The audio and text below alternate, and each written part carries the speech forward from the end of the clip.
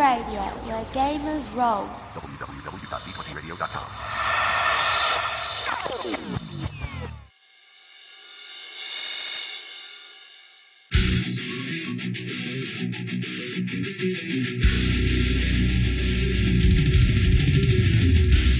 Welcome to Me and Steve Talk RPGs, a podcast where me and my friend Steve try and help you get the most out of your role-playing game experience.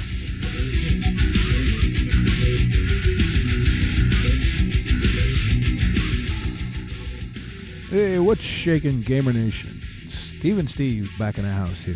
How you doing today, Steve? Well, I'm shaking and a bacon.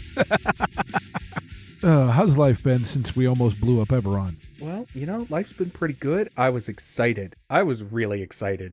A little bit of backstory. I'm running an Eberron campaign where there's a very good chance that they could blow up the entire planet, and they came real close to doing it, and it was justified. I was proud of my players because I've never had my players justifiably end a campaign so abruptly. And then I had, as the dark and brooding warlock, because who would play any other kind of warlock, I had to talk down the insane druid warforged. After behest from your patron. Yeah, well. Your patron's like, hey, you think this is a bad idea? I think this is a bad idea.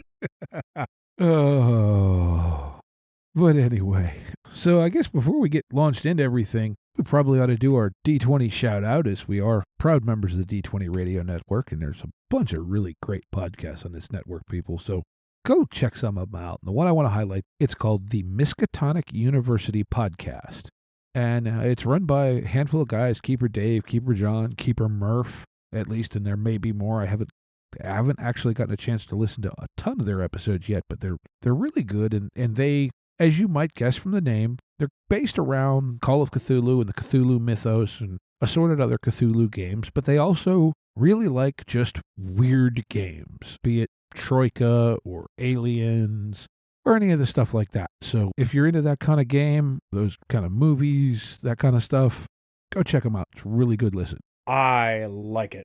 I like Miskatonic University. I gotta shout them out too, because I got turned on them by listening to their Troika playthrough, and it's so good. That's a weird game. I love it. Everything they talk about on that show, I'm like, yep, yeah, that's up my alley. Yep, there it is. All right, that's cool. Hey, I like this. The episode after that one gave me some really good ideas. Oh, yeah. Yeah, you want to talk about beg, borrow, and steal. Oh, yeah. Steal some ideas from Miskatonic University. And what's even crazier is they have their own Discord channel. Mm-hmm. And so I joined up, and the conversations that happen on there are taking the podcast and just, the tangents that we go on. Well, they do it, except they don't do it on the air. They just do it on the Discord. Nice. And so they actually keep going with the tangents. It's quite good. So moving on from that, what are we talking about today, Steve? I think we're talking about when things go boom. Well, let's talk about a night when things went boom. I got an email. Oh, you did? I did. Okay. I know who you got this email from. I think what that was supposed to be is a reminder. Yeah, well, he did ask me to talk about this on the air. Do you want to talk about it, or would you like me to read the email I received? Oh. Not that I don't trust him, but let's save that for a time when we don't have a topic planned. Okay. Because that's a story and a half, and it leads into a couple other stories. Okay. I'll tell you what. We're going to back burner the email. Okay. We'll just say it was the night that Bubba went crazy. Yes. And I got that. I opened up the podcast email today. I'm like, all right, we're going to sit down. We're going to record. Open up the podcast email and take that's a thing and a half. Yes. So thank you, Lucifer, for the email. Yeah, thank you for the email. We really appreciate it. I got a laugh out of it. Yeah, well, you've heard bits of the story. I have heard it from your side, but I haven't heard it from the player's side. Okay, for reference, his character was the one being introduced that kind of started the chain of events. I picked up on that. Okay. Yeah, you'll have to forward me that email.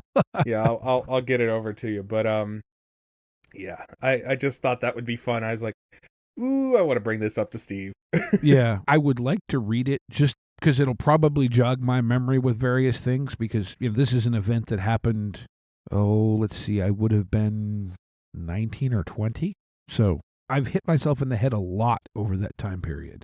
But we're talking about the end of the world as we know it, and I feel fine. Well, that or Christmas at Ground Zero. Yeah, I love Christmas at Ground Zero. I just listened to that song earlier. I was listening to it earlier this week as well. No, literally earlier before you came on. Okay. I was actually trying to find out a way to get a hold of Weird Al Yankovic this week to see if we could use it on the podcast. Because why not? Yeah, I wish, but I'm sure he's busy doing cameos and literally everything. I swear that man shows up in everything I'm watching. He's going to be on Mandalorian this week. I just got a feeling. Fair enough. One of these days I need to sit down and watch that when, I'm not spending half of my life at work. I know. I know the feeling. Trust me. It's yeah.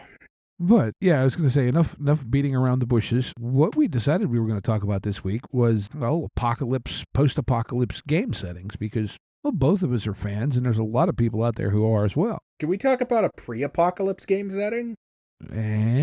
Okay, so Morkborg, which we've talked about before. Oh, yeah, Morkborg fits because Morkborg's too cool not to fit. Well, Morkborg is I think the book describes it as about 2 minutes till the apocalypse. Yeah, it's a countdown to the apocalypse. Yeah, it's basically, this is happening. There's nothing you can do about it. It's too late. Yeah. And Morkborg is such a dark, oppressing game that it's so perfect that it's just oh yeah, and the world's gonna end. So all this terrible what's happening is just, it's inevitable. It's just gonna be terrible forever. It's so, it's so evocatively done. I seriously, I'm gonna order that book one of these days just to have it, even if we never get to play it, because just the website alone is enough to just it's wow. Well, that book is amazing. I have it now and I'm this is fantastic. I really, really love Morkborg. I also want to talk about a couple other games that are 2 minutes to the apocalypse. Okay. One of them being, if you're playing Call of Cthulhu right or wrong, you could be 2 minutes from the apocalypse. Yeah. Because I know how not a lot, but some Call of Cthulhu games that play with the actual big men, they can end in the world ending. 'Tis true. Delta Green, that's another one. Yeah. Yeah, usually the stakes aren't quite that high, but it's a possibility. It's a possibility. It's very possible that you play high-level Delta Green and, and depending on your definition of apocalypse, I mean, cyberpunk. Well, I was thinking about that today. It does have definitely some post-apocalyptic or traditional apocalyptic or post-apocalyptic elements to it. It does. Like I said, it depends on your definition of apocalypse. Well, in a sense, if nothing else, it's probably a social apocalypse. Well, yeah. In the case of a cyberpunk game. But I think maybe the place to start is what defines an apocalypse. And, I actually tried to do some preparation for this episode instead of just making it all up as I sit here in front of the microphone. So I looked it up and I copied and pasted it into a little document so that I would not forget where I'd looked it up. But the definition I found that I liked for our purposes in gaming is that it's an event involving destruction or damage on an awesome or catastrophic scale. I mean, okay. Then I've had a lot of apocalypses in my gaming career. Well, I guess in this case, I would say it's traditional awesome and traditional. Well, I mean, awesome, I think, meaning grand scale, not right. As in, that was spectacular. To look at movies, I mean, you've got everything from, obviously your classics, Mad Max and Planet of the Apes. But even if you really think about it, The Postman is a post-apocalyptic movie. I don't remember if they even revealed what the cause of whatever the hell made everything. Well, yeah, and the Postman was sort of a knockoff Waterworld. Yeah, well, in a way. There's another one that Waterworld, yeah, that's post-apocalyptic. Day After Tomorrow, in a lot of ways, when they didn't take it long term, that was more apocalyptic, not post-apocalyptic. Wasn't that the one with the giant snowstorm hits New York or something? Day After Tomorrow, yeah, that's the one where the giant snowstorm hits New York. It's supposed to be like a global warming, freezing event. Yeah.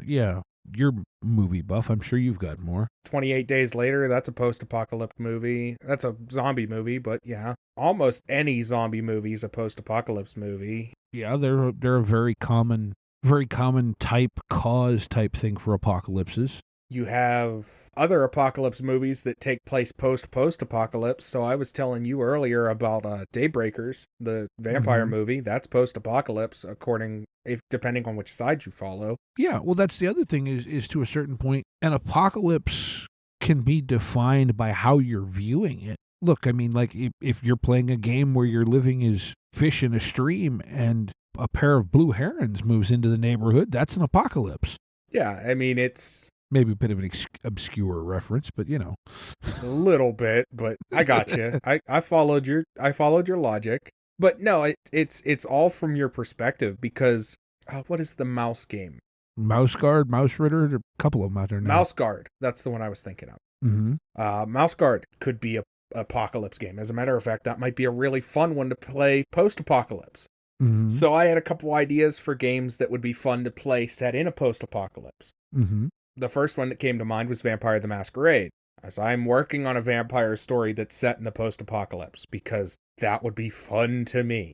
Another fun game to play set in the post-apocalypse would be Delta Green. Play Delta Green set in a post-apocalypse. That's weird. Yeah. Basically going, the team screwed up and the world is ending, or the world is over and this team screwed up, you know. Well, I don't know much about it. I know there's a title out there called Apocathulu. Yeah, I know there is that title. I think one of the guys on the Misky U podcast contributed to some stuff for that game. Yeah, I mean, there's an option. Just cool stuff, you know? Yeah, and that's the thing is, so an apocalypse, even by the definition we had earlier to kind of spin back around to where we were going, it's not anything in specific. You know, it doesn't mean that it's a desert planet or whatever, you know, like Mad Max or whatever. Like you've mentioned, you know, there's zombies, there's World War III, there's natural disasters. You could have it be the cause of an alien invasion or asteroids or a disease that causes a zombie infestation. Yeah. Are there any of those in particular that you enjoy or that anything else you want to add into that kind of list? I do enjoy me some World War III. That can be a fun time. Just playing with political intrigue. Probably do some fun stuff with the spy game set right around World War III. That, or, well, I'm just waiting to get the new T2K. Yeah, Twilight 2000, that's a good one. I just imagine like a Cold War set in a post-apocalypse, like. Yeah, well, that's a thing too. I mean, yeah, there's a lot of games that have followed that kind of setting. That's really, you know, like that's where Rifts is. Oh yeah, Rifts was another one that I was gonna say is post-apocalypse. You know, we didn't really talk about that, but can we talk about Rifts for a minute? Absolutely. I want to play it, but I'm afraid to. Well, we'll figure out a way to do something because I have a stack of books for it, and I'm seriously contemplating, and I'll mention this on the show because it's still active for a little bit, and this one's going to go out quick enough that I can throw a link in it. There is also currently a Humble Bundle out for all the Pinnacle Savage Rifts stuff. I think to get the whole bundle, it's $27 or $28. Again, it's all PDFs, and you still do need the Savage Worlds core book. So let me understand that. That's Savage Worlds using the Rift setting, kind of like what they're doing with Pathfinder? Yes. Okay. I don't know the details as to conversions. I have never, ever looked at any of it, but I do know it is officially licensed by Palladium. The issue with Palladium is that, I don't know how to say this nicely, I absolutely love the setting and the world, and I forever will. It's one of the first games I ever fell in love with. But the rule set suffers from being an early 80s simulationist do-everything game, which is exactly what it was, okay? So that's, how do you want to say it? It's like saying it's bad because it is what it was, but the biggest problem with it is that instead of doing revisions or anything to pare it back, they have just kept expanding and expanding and expanding to where, like, I think I have a master skills list from the late 90s that takes up an 8.5 by 11 sheet of paper in landscape with 4 or 5 columns that's your skill list. So like you were talking about, Oh, yeah, it's absolutely just like it defines the concept of skill bloat. Hmm. And then the other thing is that, and again, given the era it was made, this is, so to speak, to be expected. The books are laid out in a very 1980s desktop publishing format. For the books that came out in the 80s and even up through the mid 90s, maybe even the late 90s, again, I can accept that because it's not fair to compare a game to a standard that wasn't there when it was written. However, there have since been revised editions, not new editions, just supposedly reformatted and relaid out. And while I have not ever gotten to see one physically, I have gotten a chance to look at some digital versions of them. And the layout and utility in these books is poor. It takes forever to find anything. Information is scattered hither and yon throughout the book.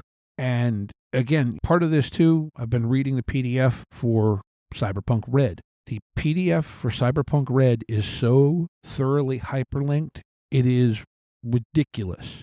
If it tells you see page whatever, you click where it says see page whatever and you go to that page.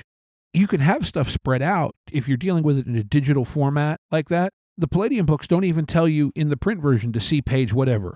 Yeah. It just goes over things and you're like, where is it? I have actually gone looking for things that I know are in the books, and it's taken me 45 minutes to an hour to find them. And we're talking a rule as simple as how many attacks a character gets in a combat round before any additional skills are added. Wow. Sorry, go ahead. I went off on a little bit of a rant there. No, it's fine. I appreciate your rant because I'm currently looking into a couple things. No, I just, the world is so cool, dude. Oh, it is very much. One of these days, I'll bring a handful of my books. You can take a look at them because the world concept is just amazing. It just bums me out that the books are so bad. And the bad part is that, you know, we want to say that it's the 80s, man. That was what they were doing at the time, and it's because it was this or that. No, because I've read other, I can't remember. I'd like a weird random book that I'd picked up from the dollar, like our local gaming store had a dollar bin where somebody had brought in a bunch of books and it was stuff they couldn't really find or sell. So I picked up a couple like $1, $2 RPGs. Old stuff, you know, from right around the time that Rifts came out. And just like even that one where like, and I don't remember what the name of the book is, but one of the things I really appreciated was if they referenced something, they gave a page number and a marking on the page where it would be. So like it was, say you were talking about, you roll this stat, this stat, this stat, this stat, and then you decipher your psionics.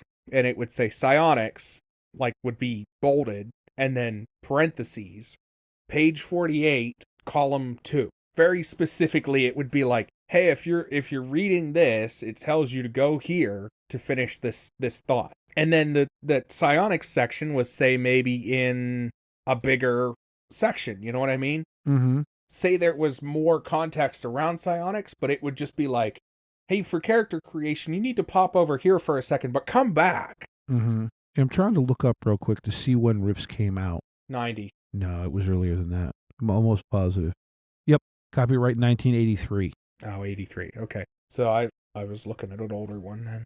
Because the third printing looks to be... Yeah, 83, you're right. Yeah. There was another copyright in 90 when they probably released an updated version. Or something, yeah. Changed the graphics a little bit or whatever. Well, I know there was a book for it released in 05 too that was updated. That's the one you were talking about with the, like, they changed it some. There's one called Ultimate Edition that I don't remember when it came out, but I've seen the PDF for it, and I hate to say it, but it's no better. And they do have an index. I will give them that. Yeah, I think the only thing that the Ultimate Edition probably adds is that index. Yeah, I'd have to look at it. But to put it in perspective, and you've seen Cyberpunk 2020, 89, I believe, is the original copyright date on that. Mm-hmm. In terms of the tools available to make the books, we're not talking about a great deal of difference. But the thing that, for lack of a better word, irritates me is that they have continued to just pump out splat books, and everything they still come out with is still, at least everything that I've seen, is still laid out the same way. Yeah. And like, look, I get that you can't go back and redo 40 splat books. I get that completely. but you could at least change the way you're doing the new ones. If they would put out a revised edition of the core book that was laid out in a way that was actually usable, I might actually go buy it. And here's a thing to put that in perspective.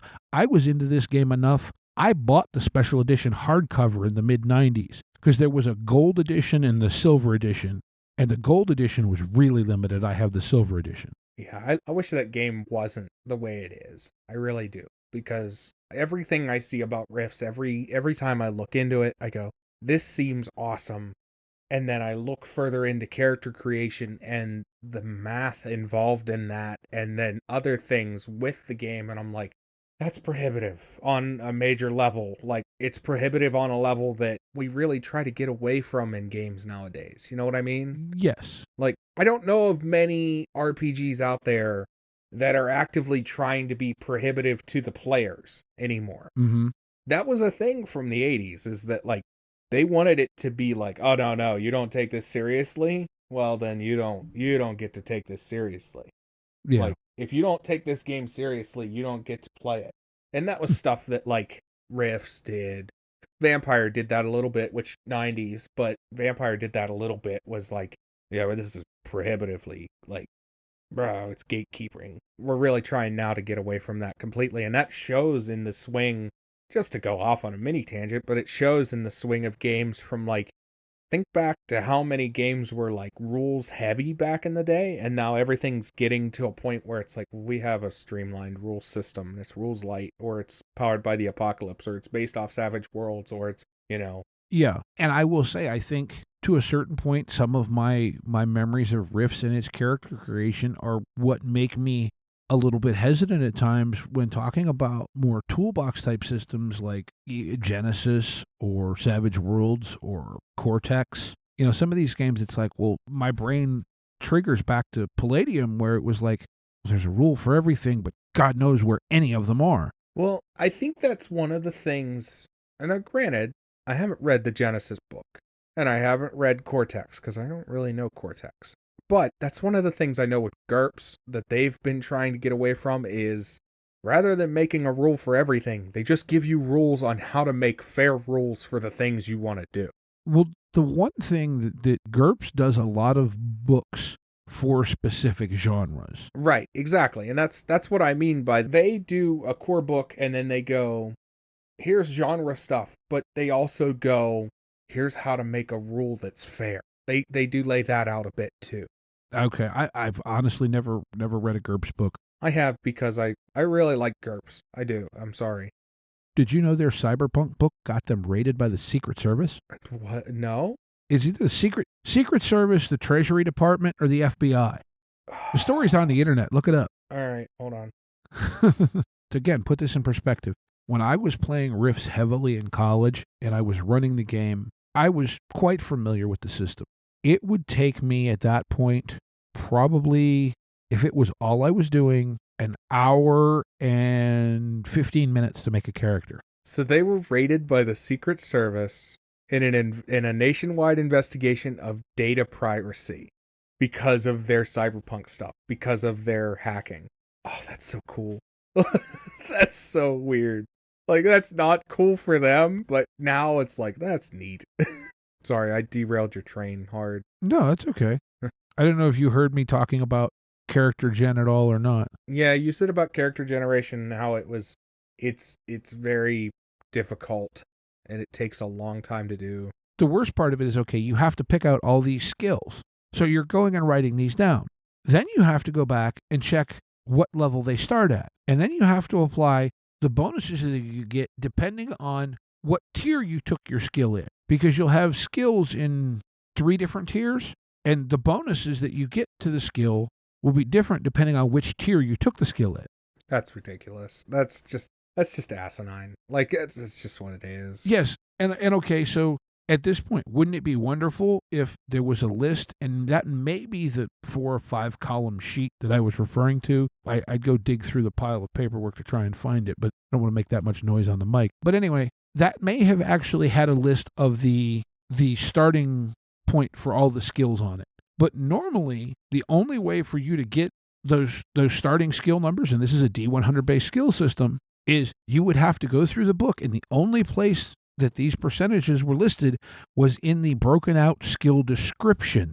So we're talking about, I don't know, 15 pages of skill descriptions, and you got to find the one you need, and then you got to find the next one you need, and it's like, oh, That's just annoying.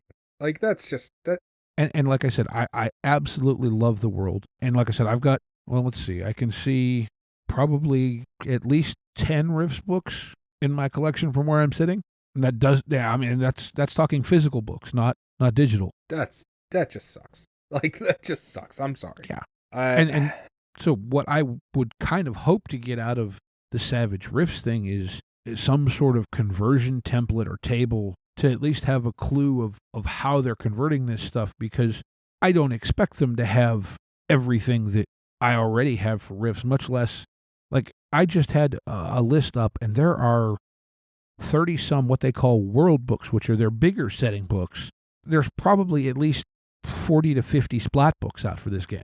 But in any case, we've gone down a tremendous rabbit hole and talked about a game that I both love and hate. and a game that I'm not going to say that nobody's heard of, but it's not that common nowadays, is it? No, I actually had a conversation this morning on a Discord, not ours, unfortunately, but I did have a conversation on a Discord, short one about it, between yesterday and today with, I believe, the guys from Germany. No. Okay. Well, there you go. People are still talking about Rifts. Yeah. Hi, folks. Future Steve here. As I was listening to this, going through to edit it, and having thought about it since we recorded this episode, I just thought that I should say a couple words here to kind of add to what I've said. I'm not going to back off of what I've said about the layout and so forth in the books, but I would say that part of what goes on with the Rift system is that, partially due to the era in which it was written, it is really a game that begs to be your only game, or at least the main game that you play, which is okay when you're a college student or in high school, that kind of thing. But as you get into adulthood, it's just not as feasible because your available time is different. So I just wanted to add that in. Thanks. And you know what? And I'll be honest, people were still talking about Cyberpunk 2020 before, even still after Red comes out, because I'm sure there's people that are like, oh, it's different. It's different, but having gotten a decent amount read in the rules part of it, I'm happy with it. Let's put it that way. I haven't digested it to the point where I could run it, I don't think, but it feels like they took the same game and advanced it, but looked at it again through a modern game design lens. I would be overjoyed if Palladium would do that with Rifts. And I think that's the best way I can say it. Yeah. Yeah, if you're listening, Palladium, do the Cyberpunk Red treatment to Rifts. Yes. And just give us templates to be able to convert everything else to the new stuff. Okay, so before we went down, what was it, about a 20-minute tangent? Yeah, 30. In any case, so maybe this will end up being a two-part post-apocalyptic discussion. Oh, no. Because Rifts is very much a post-apocalyptic game. The concept of the world is really, yes, that's what we were, because we had a question from someone on Discord about what type of apocalypse we like, be it zombies or World War III or natural disasters. And for me, I would say the World War III or natural disaster. I've never been one to be big into the zombie thing. If that's your jam, then good for you. It's not that I think it's dumb or whatever. It's just not my jam. Yeah, so zombie apocalypse, I like zombie apocalypses, but honestly, that's not my favorite type of apocalypse either.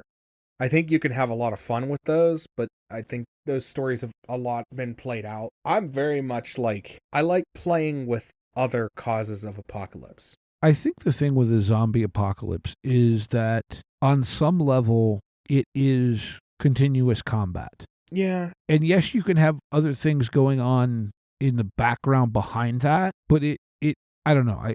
That's just kind of my sense of it, and maybe that's where it doesn't draw me so much. So for me in zombie apocalypses, I don't like zombie apocalypse where you are fighting, but it is about maybe scraping by combat and maybe a little bit of combat here and there. My go-to on world-ending stuff is just weird. I want to see what's the weirdest cause for the world to end.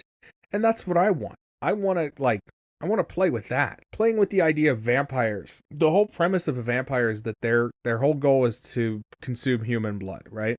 Mm-hmm. Well, what happens when we run out of humans? What happens when we've turned everyone into a vampire? What happens if we suck them all dry and now there's no more blood? Yeah.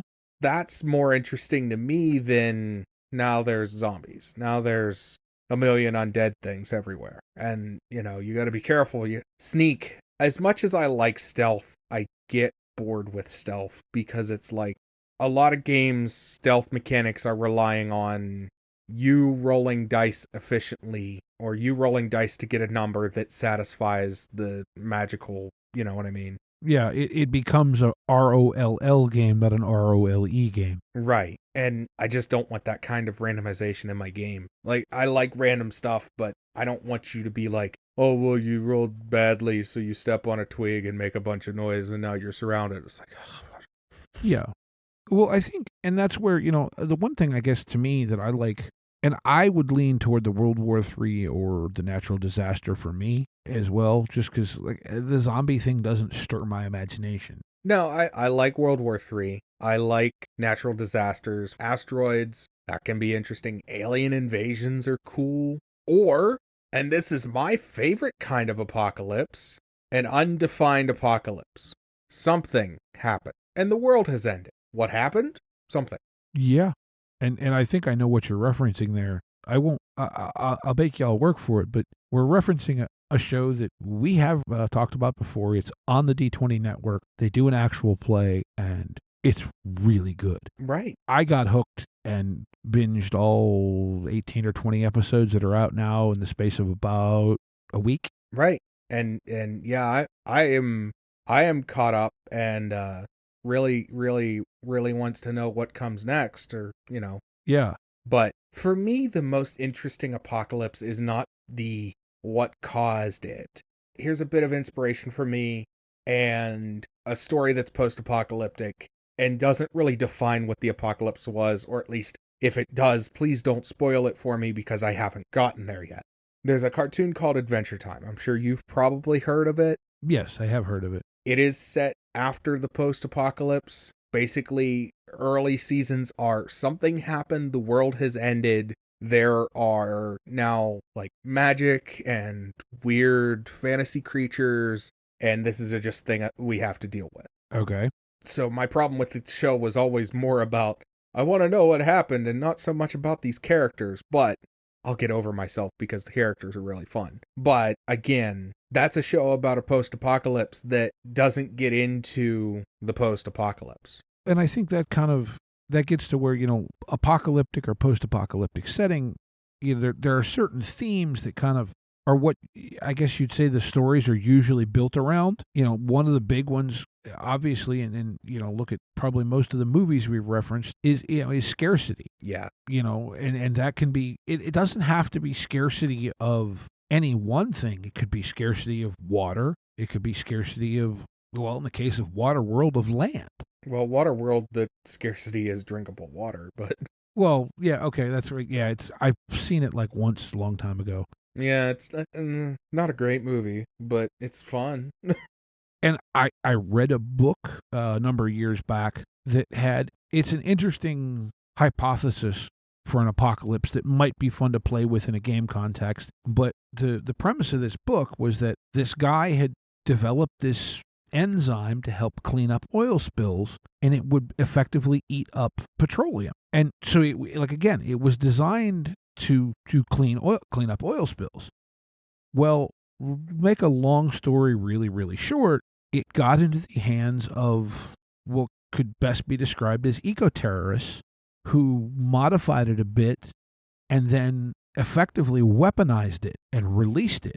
And so not only did it start eating oil, but it attacked, they released it in the, I guess there's these sands that have a lot of oil deposited in them in Canada, and they hit platforms in the Middle East and Alaska and all this stuff. And the other thing that it did is it would eat anything that was a petroleum byproduct. So we're talking about plastics, a lot of rubbers, and so forth. And so this caused at the end of the book, I think he's riding a bicycle with hard wheels because that's all that's left. Right. Apocalypse that one's a really good one. Scarcity, we talked about that. Survival, finding enough food to survive, finding enough water to survive, keeping a group alive. That's Mhm. another, survival's not just about you sometimes. Sometimes it's about keeping the city going. Maybe you have 5 people who are all NPCs, but you got to keep them alive and keep them going. Well, okay. Now you got a lot of weight on your back. Rebuilding, and that goes right into that from there, is that you go from having 10 people in a city to 20 to 30 to now you're starting to get infrastructure back up. Mm-hmm. Well, but to circle back to scarcity and tie it into that, maybe your scarcity is human contact, or maybe human, maybe not exact thing, but and so yeah, your scarcity is contact with other people, and so you're trying to rebuild. I mean, not to talk about current events, but if this current pandemic would have happened maybe the year 2000, maybe 20 years ago, oh, it would be miserable. Oh, without the internet as we have it now? Yeah, it would be literally unbearable. And I mean, it's not good now, but it would be a whole lot worse if we didn't have any way of getting in contact with people other than, traditional phones. Yeah. With scarcity comes exploration. Exploration and rediscovery kind of goes hand in hand with that, even to the extent of, does your game start with you're crawling out from under a rock and what the hell happened? Yeah. I mean, that's a perfectly great way to start a post-apocalyptic game. Or again, to reference The Postman, and again, I've watched it a couple times, but it's been years and years. But if I'm not mistaken, doesn't that start with him waking up in the middle of the forest after no one's really sure what happened? Pretty much, yeah. So, I mean, that's a lot of people think of blasted waste when they think of apocalypse. But to me, The Postman is an apocalypse film. It's probably the most that movie's been referred to in a long time is tonight. But anyway. You know what's a good post-apocalypse movie? 1975 is A Boy and His Dog. Well, and to a certain point, depending on the lens you look at it from, one could classify Demolition Man as an apocalypse movie. If you look at it from the perspective of Stallone and Snipes characters, or am I stretching a little bit there? Not Snipes' character. If you look at it from the perspective of Stallone's character, yes. Snipes' character just comes in and is like, a world to end. I'm just saying. One character's like, this sucks. And the other character's like, this is a new world for me to end. All right, cool. But yeah, I mean, like I said, and I think the thing that's cool about post-apocalyptic settings is that they can allow you to explore a lot of themes. Like, you were talking about your idea with vampires, and that's really a resource management. Yeah. And how does that tie into, be it views on the environment or whatever? And I'm not trying to tell anyone what they should think on any issue. I'm just saying that, like, some of these things can be analogs for other things depending on what you want to do. Right. And it goes back to, we talked about inspiration. All right, pull inspiration. And when it comes to apocalypse stuff, again, not to talk about it, but we do have a pandemic going on. And that's scary. And the point of most apocalypse games is to be scary. Yeah. In some way or other, I think survival is probably the core theme, really, with most of them. And the concept of survival is scary. It's the fear of not being that drives you.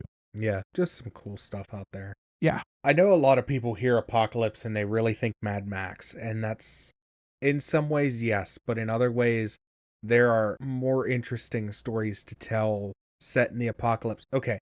How do I put this?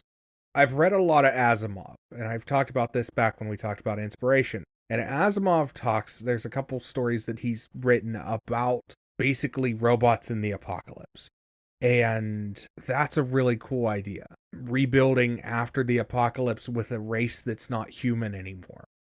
Mm-hmm. It's just, there's some cool stuff. And play with the idea, because when you say the word apocalypse, and your brain goes, oh, what's that look like if I turn it on its head? Yeah.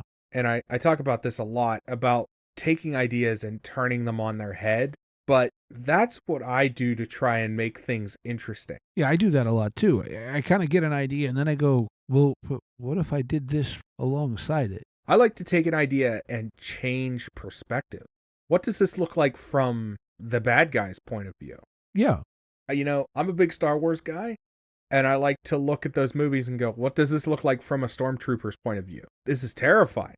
Like, Yeah. Well, that's, and that's what I was listening to somebody recently on a podcast or something this week, and they were talking about that. They said, they think that their favorite villains are the villains that are right in their own mind. I can understand that. I don't necessarily agree with that, but I can understand that logic. Like they even said, they're not trying to say that that's what everyone has to think, but that if the villain or the antagonist, we'll even call it, thinks they're doing the right thing, it's a different thing than Snidely Whiplash always tying someone to the train tracks. Right. I agree. Yeah, it's just one of those things where it's like sometimes you have to have a villain whose ideas are justified or whose plan is logical to a fault. I mean, there's a lot of movies that the bad guy is like, but I'm doing this he's doing the right thing for the wrong reasons, or even vice versa. He's doing the wrong thing for the right reasons. Yeah. We talk about the Joker a little bit, where he's just a man that wants to watch the world burn, and very strict opposition to that, you have a villain like Thanos from the Marvel Universe, who in the movies particularly, his whole goal is to do it for the betterment of everyone. Like, I'm going to eradicate half of the population to make this better. Yeah. And everybody just goes, what do you mean eradicate half of the population? Like... Yeah.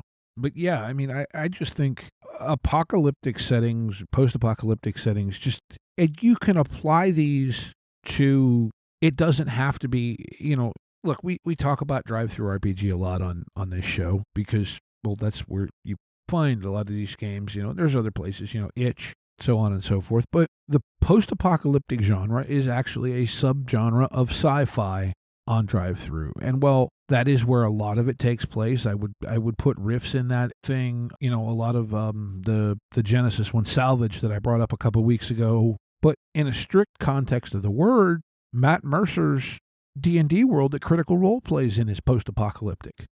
They had the cataclysm and whatever that did all kind of. Now they're far enough removed from it. It doesn't have as many of the themes, although they're exploring some of that more in the second campaign. So I mean, don't think that you can't have a post-apocalyptic fantasy game. I mean, it could be that the dragons decide, what, we're tired of hiding in caves and just dealing with people. We're just going to come out and wipe out the people.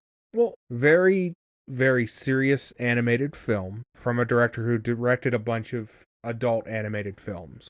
Ralph Bakshi put out a movie in the 70s, animated, called Wizards. It's a post-apocalypse movie. Have you ever heard of Wizards, Steve? I don't think so. Okay. The idea of Wizards, and I'm going to spoil this movie from like 1974. I'm sorry. Basically, the world ends due to nuclear holocaust, and there are two dueling factions. There's essentially the decent people and then the evil people. And the evil one is a lich who is summoning armies of the undead and using Nazi propaganda to run his regime. Fascinating movie. Like, it's one of the most interesting animated features I've seen ever. That does sound interesting. It's so neat because the world didn't have magic until the apocalypse happened. Mm-hmm. The apocalypse was a cataclysm to give the world magic. And it's about these two dueling wizards, and it takes a really cool turn. It's a post-apocalyptic movie that just is completely different from anything that you'll see, and that's great inspiration. Yeah, and that's the thing, like you said, the inspiration episode we did, what was that, episode 12, 13? 12, wasn't it? 12, yeah, I think. It's where you find it. And don't be afraid to take a piece of this and a piece of that and put it all together. A good RPG campaign is effectively a casserole. I mean, yeah, you're right, sort of. I know, again, it's a weird analogy, but You I can know, follow your logic. I understand where you're coming from. It's you put a bunch of crap in a pot, and darn it, it actually. I mean, again, that can go horribly wrong too if you don't curate it right. But I've been told by listeners that they like our stream of consciousness episodes. well, that's good. I'm glad. I I think they hope got they that do this because week. if they don't, if we're not changing it this point. If they don't like that, I'm not changing it now. It's too late. We're 15 episodes in. Deal with it. I'm set in my ways. So, do you have anything more you wanted to say about the apocalyptic settings and so forth? The end is nigh. The end is nigh. No, not really. I would start singing Christmas at Ground Zero, but Oh, well, I yeah. want to keep the listeners we have, and me singing is not a good way to keep them. Hey, I want to shout out when we did No, I listened to that song from Hamilton because I don't like Hamilton, okay? Okay. I listened to that song from Hamilton and that's a solid no from me, all right? I'm not singing that, okay? Oh yeah. Jesse brought that up, didn't he? Yeah, he did. No, I just wanted to shout out and say no. I'm not singing that song. See, there's one of the points which I say no, and I'm pretty firm about it. But well, let's get into game of the week. Game of the week. Game of the week. Game of the week. So I'll go first. All right, good. You go first. I'll go first. I'm excited. So we both like Evil Hat games, right? Yeah, they do a lot of neat stuff. Did you know? I didn't know. They're putting out a Dresden Files RPG. Oh, cool. Yeah, You've talked about them quite a bit. so the Dresden Files is a book series by Jim Butcher. I'm a big fan of it because it's a really cool take on fantasy set in a modern setting with a noir twist. Okay. It is he originally set out to make this very pulpy, and so that got my attention. And it feels like a noir pulp drama with a fantasy twist, and the magic and the world and the fae and the vampires and the werewolves and the wizards and everything that they put into it, everything that he puts into that book series is so intriguing. This character's voice, like our main character, has a very distinctive voice. And so it's tough to do an RPG based off the Dresden Files. And I'll say that because I read the other one. Mm-hmm. And it's tough because the Dresden Files is really about Harry Dresden. And it's very difficult to do an RPG based about a guy because you got a couple people that want to play this game, not just one. Right. So the take that the new version is going on is they have basically a friend of a side character. And we're following over from Chicago to Baltimore. Okay. And all of the interesting character dynamics that Baltimore brings out. We have pre-made characters in this quick start and just stuff to throw it down on the table and play it. It just looks really good. I want to get it on my table. I want to get my friends going because I'm the only Dresden Files fan, but that doesn't mean that I can't be like, hey, play this RPG and silently get them into the Dresden Files. Yeah. Well, okay, I'll be perfectly honest with you. I have never read any of it. Was there a TV series? There was a TV series. The TV series is okay. I've not watched any of it, but what you've described to me of the setting, I would have fun playing in it. Yeah, and the setting's neat. That's one of the things that Jim Butcher really does well is he gets his setting right. And with this being an Evil Hat game, the production quality's through the roof. Also, the story seems really strong. You got famous Baltimore places. You have area descriptions like the Johns Hopkins Hospital, the Edgar Allan Poe House and Museum. Mm-hmm. Very descriptive places using real places in Baltimore, which means that, you know what that makes it really easy for? I grab a map of Baltimore and slap it on the table. Yeah. That's why I like playing Cyberpunk in Pittsburgh, because then I can just grab a map of Pittsburgh and be like, good luck, figure it out. Yeah. Well, that's the thing. For me, that's why I love modern settings or near modern settings.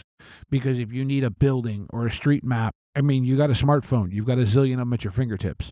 Yeah, exactly. Big fan of the Dresden Files. This looks really good. I'm excited to see what the full book looks like. I'm excited to get my hands on it. And from what I've read, now granted, I just brought this up today. I didn't know this existed until today, but from what I've read, it's gonna be good. Yeah, it sounds interesting. I think one of the big things that I really enjoy, and I'll just go off on a quick tangent. One of the big things I really enjoy with the Dresden Files is how they play with Fae and fairy world, and like Dungeons and Dragons isn't as in depth as it is in the Dresden Files. Every major player has their own, like the wizards have their own society, the vampires have their own society, the werewolves are sort of loners, which is kind of neat because wolves, and the Fae have their own world. Like, you gotta cross through an entire portal to get over there. Yeah, what do you got? What do I have? Well, I was thinking about this, and I thought, I really ought to tie it in a little bit to the post-apocalyptic theme. And so my initial thought was rifts. Well, look, here's the thing. I went off on it earlier. I don't need to say it all again. No, we'll be here for another half hour, Steve. Please say it all again. So then it's like, well, okay, do I do savage rifts? Well, I haven't had a chance to actually see that to know if it gives me the same feeling. So I went and I pulled basically what you've said you do. I went on drive-through-RPG and went to the neat little genre tab, and well, I found that post-apocalyptic is under sci-fi. So I went scrolling through titles until I found something interesting, and this is what I found. It's a game called Fragged Empire. Ooh, I've actually heard of this one. And they also, by the way, the core book, the PDF, is only $10, but they also have a free Kickstart, or Quick Start, not Kickstart. In addition to, as I was doing, it appears there's a decent amount of support content out there for it. It is a sci-fi post-apocalyptic thing, but they did it with. Basically, there's 2 sentences as the description on drive-through, but it's really good. It says, and this is in quotations, I'm assuming it's text somewhere in the book. It says, betrayed by your creators, you are a genetically engineered remnant emerging from the ruin of genocidal war. And then ... close quotation marks. And set in a far post-apocalypse, 4 non-human races seek to build a new society for themselves after barely surviving a genocidal war. And this is put out by an Australian company called Design Ministries. But the one thing that I, and this is going to sound weird, but I really like their listing on drive-through-RPG. It talks about the themes of the game. It actually talks about rules focuses. They actually, again, linked on the drive-through-RPG listing. There's videos that they've done for character creation and the core resolution mechanics. So they're doing a lot of stuff to make this game really accessible. Mechanically, I didn't get a chance because I only downloaded it earlier today to read the quick start, but the resolution mechanic, it's a 3d6 mechanic, so it's not terribly complicated. It looks like a really fun game. I want to pipe in and say that I like that it's optimized for miniatures combat as well. You there? Hello? Hi folks, Future Steve here again. I had some technical difficulties while we were recording the very end of this episode, and I've tried my best to rebuild them, but basically somehow my computer just stopped recording me for a few seconds here and there, and so I've done my best to patch it together, but if it's a little scratchy or anything like that, again, I apologize, but I have no idea what happened.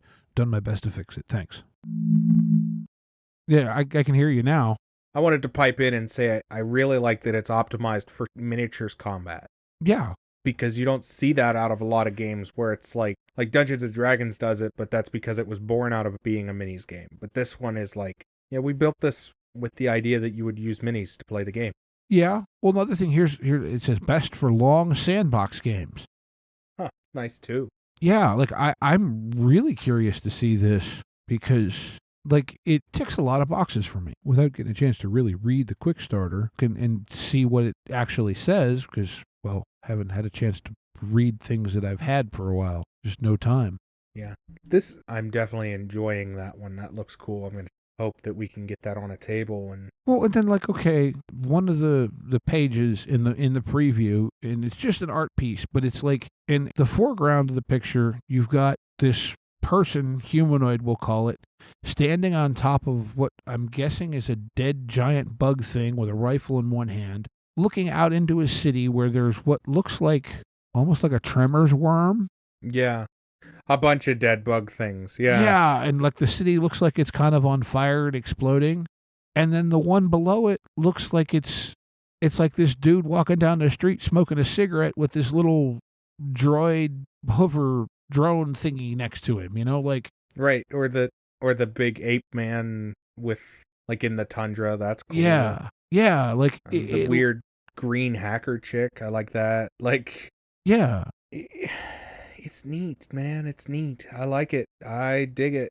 It was on my radar for a reason. And I don't know how it ended up there, but I remember it getting there and being like, that's a name I remember. And yeah, it's gonna be cool. Yeah. I may have to run that quick start for some of our Discord people or something at some point. Yeah, let me know, because I'm down. What else we got this week? News? I don't recall seeing anything. Still, I've been watching Drive Through to see if the quick start for the new Terminator game has come out yet, and I haven't seen it yet. Haven't seen anything on Nightfall's Twitter or anything either, but was supposed to be out sometime December, so I mean we're still early in December. You see anything interesting? Not recently. Well, then I suppose, Meaning if I do, you'll hear about it on Game of the Week, because I'm not going to give that up now. Yeah, Steve, what do you got? What do you like? What have you been looking at? What do you like on there? What gotta listen to the podcast. You gotta listen to the podcast. But yeah, I mean, like, okay.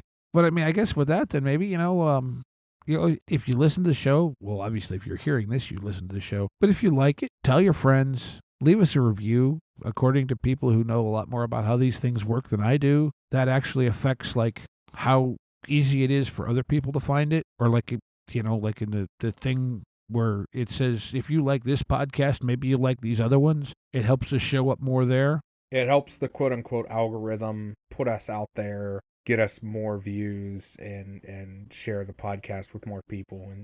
And that's not saying anything about us not being grateful, because you guys are awesome.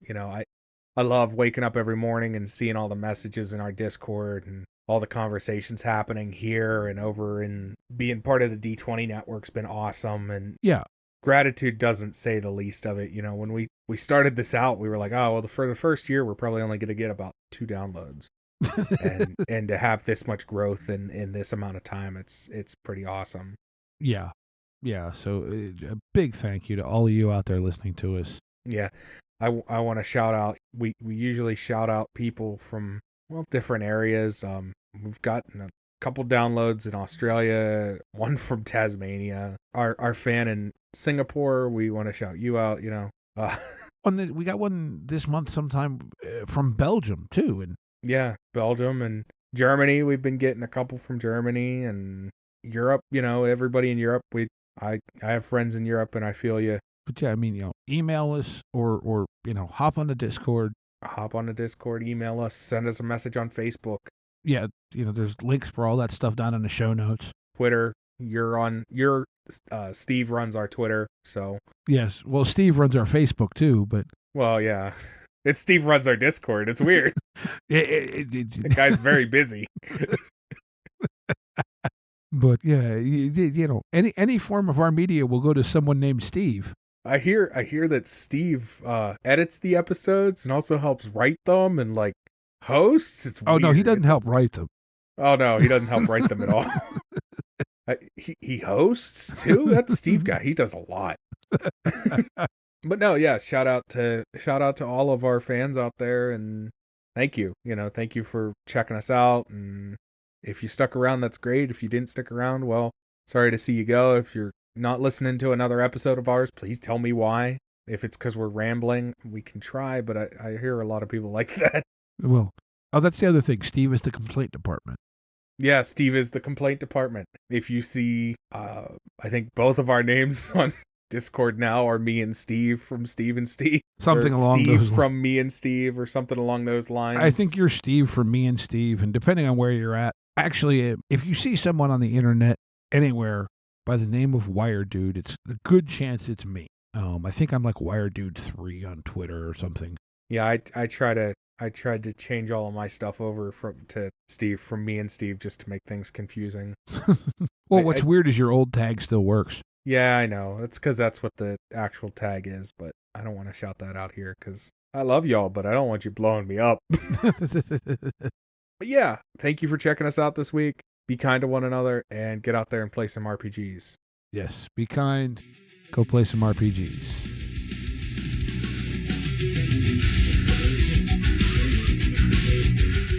Intro and outro music by the band 12 Noon. You can email us at meandsteverpg@gmail.com. You can also find us at facebook.com/meandsteverpg. Thank you and be kind to each other.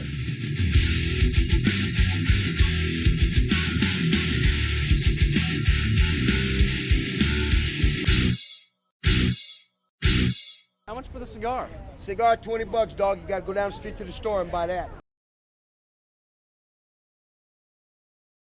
Because if you're like, oh man, this like, what do you call that? My brain just walked away. Oh, I hate when mine does that, and it happens far all too right, often. it's fine. It wasn't that important. Anyways, if you're also listening, I could use a nice job in the industry. I don't do much, but I can't write that well, but I mean, like,